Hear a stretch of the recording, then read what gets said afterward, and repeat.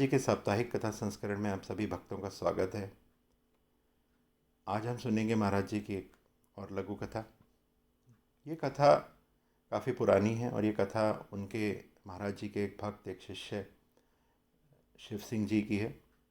शिव सिंह जी का जो मुख्य कार्य था वो फलों के बगीचों को सरकारी नीलामी में खरीदते थे और उनके फलों का विक्रय कर अपनी आजीविका कमाते थे। अब क्या होता है कि शिव सिंह जी कैंची आए हुए थे, तो वो एक रात कैंची रुके और जब वो वापस जाने को हुए तो महाराज जी ने बोला, आज तुम मत जाओ। तो अब महाराज जी की आज्ञा मान शिव सिंह जी आश्रम में ही रुक गए। फिर ऐसा दूसरे दिन भी हुआ, जब शिव सिंह जी जाने को हुए, उन्होंने महाराज जी से आज्ञा मांगी, महाराज जी ने उन्हें मना कर दिया, बोले आज तुम यहीं रुको। ऐसा करते करते 3-4 दिन बीत गए। अब शिव सिंह जी को ये चिंता सताने लगी कि भाई, जो सेब के बागों का जो नीलामी है उसका दिन निकट आता जा रहा है, और यदि वो नहीं जाएंगे तो उस नीलामी में वो नहीं जा पाएंगे, और अगर वो नीलामी में नहीं जा पाएंगे तो वो जो सरकारी बाग हैं वो उन्हें नहीं मिलेंगे, और इस तरह से उनको काफ़ी नुकसान होगा। पर इस बात को कहने का शिव सिंह जी साहस नहीं जुटा पाए, महाराज जी से नहीं कहते। ऐसे कई कई दिन बीत गए। अब क्या होता है कि एक दिन महाराज जी उन्हें बुलाते हैं, शिव सिंह जी को कहते हैं, भाई बहुत दिनों से तुम यहाँ हो, अब जाओ अपने घर, कुछ काम धाम करो। ऐसा कहते कहते महाराज जी ध्यान में लीन हो जाते हैं। अब शिव सिंह जी कहते हैं, भाई नीलामी का जो था वो तो ख़त्म ही हो गया है, और चलो कोई बात नहीं, महाराज जी की कृपा रहेगी।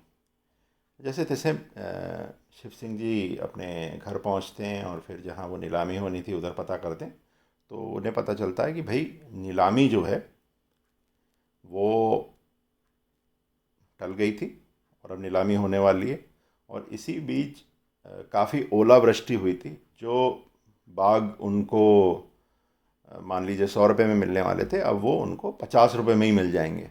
इस और उस ओलावृष्टि के कारण काफ़ी जो और बोली लगाने वाले थे वो नहीं आए थे। तो इस तरह से शिव सिंह जी के वहाँ रुकने से उनको ये लाभ होता है कि भाई, अगर वो पहले चले जाते तो उस नीलामी में उन्हें वो बाग महंगे खरीदने पड़ते। पर उसी समय ओलावृष्टि वगैरह हो गई, नीलामी आगे पीछे हो गई, तो अब क्या होता है कि उनको वो बाग सस्ते में मिल गए, और उस साल उनकी भगवान की कृपा से बहुत अच्छी फसल हुई और उन्होंने काफ़ी आमदनी हुई। तो इस लघु कथा से जो हमें मुख्य सीख मिलती है कि जो गुरु है वो काफ़ी कुछ सोच समझ के आपसे कुछ करने को कहता है। और जैसे महाराज जी थे, महाराज जी को तो दूरदर्शी थे, उनको भगवानों की सिद्धि प्राप्त हुई, उन्हें मालूम था क्या होने वाला है क्या नहीं होने वाला है। तो जैसा कि शिव सिंह जी ने अपना भरोसा अपने गुरु पे बनाए रखा, उसी तरह यदि हम अपना भरोसा अपने गुरु पे बनाकर रखते हैं तो हमें अवश्य ही लाभ होता है। अब यहाँ गुरु पर विश्वास बहुत ज़रूरी है।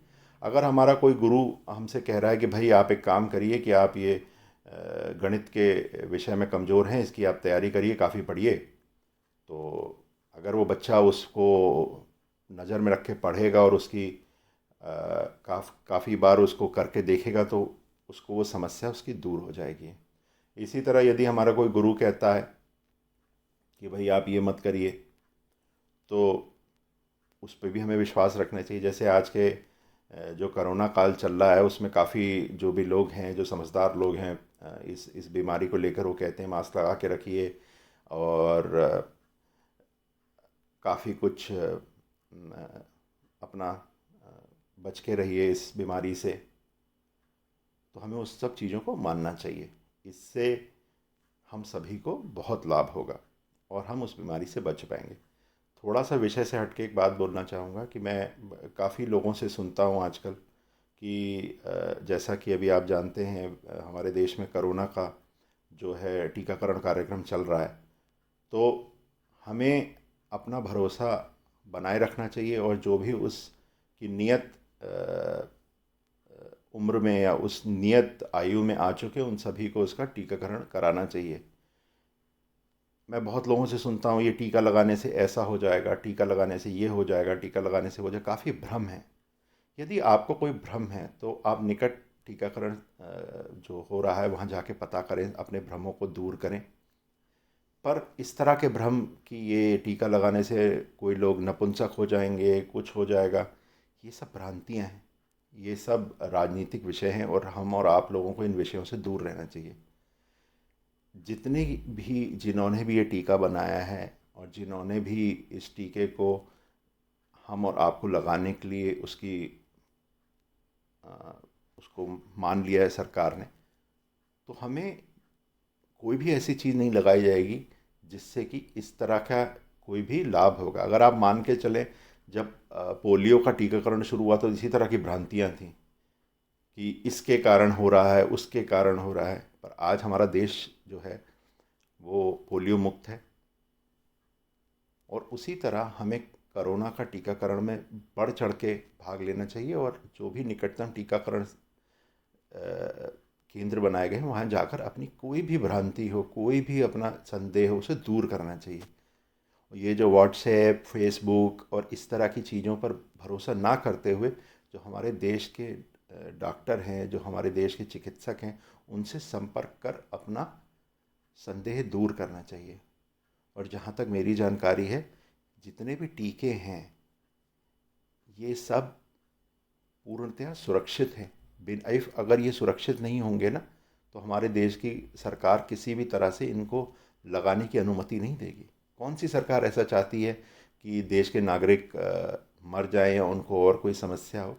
छोटी मोटी समस्याएं आती रहती हैं, जैसे कभी कुछ आता है कभी कुछ, तो वो समस्या जो है वो तुरंत वो जो कंपनियां हैं जिन्होंने टीका बनाया है और वो उसको दूर करती हैं, वो सब देख के करती हैं।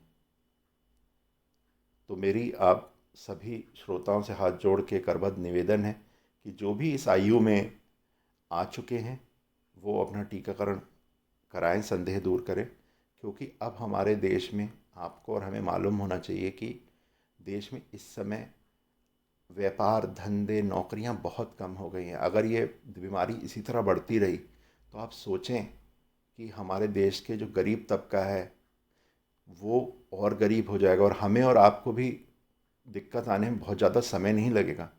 इसी तरह हम सब मिलकर इस बीमारी को हराते हैं और आगे जाकर अपने देश की तरक्की में भागीदार बनते हैं। महाराज जी की आप सभी पे कृपा है। सारे जितने भी